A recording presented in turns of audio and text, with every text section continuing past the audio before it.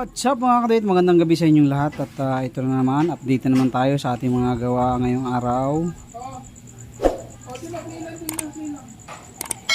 Ayan. So meron tayong nakahanay dito, isang lighting type at 5 slim type.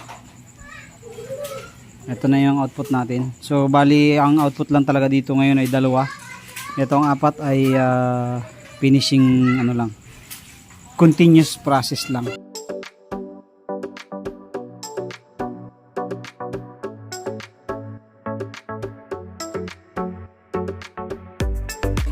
So ayan. Itong isang lighting na to, pinintahan na natin, pinaabot nating pintahan ng spray. Hindi na tayo nakapag primer kanina kasi umuulan. At hindi ko na rin ginrain kasi kakalawangin pag ginrain pa. Sinanding. So sa next week na lang natin sasandingin yan. Para tuloy-tuloy na ang gawa natin yan next week. Pagkasanding, pintura na. Bali, itong isang to na testing na natin to. At saka yun. So ito hindi pa natin nabubutasan ng mga burner na seal burner. Bubutasan natin yan pagka nagkaroon tayo ng mahabang oras ngayong linggong to. Okay.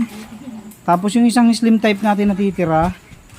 Ito yung walang frame mo. Pansinin nyo, walang frame yan. Matagal nang naka-stack yan sa atin kasi mayroon dapat kukuha niyan. So yun nga lang ay hindi sumipot na. Kaya ang ginawa natin, since yung isang ginagamit natin na unit ay kinuha ng pinsan ko, pinadala ko sa Kainta kanina. So ito na lang muna yung gagamitin natin kasi wala namang may-ari niyan. Okay na okay yan mga kadwit. Ito yung mga unit natin ngayong araw. Okay? So yun lang po. Maraming salamat sa inyong patuloy suporta at panonood sa ating mga video. God bless po sa inyong lahat. Thank you very much. Thank you very much.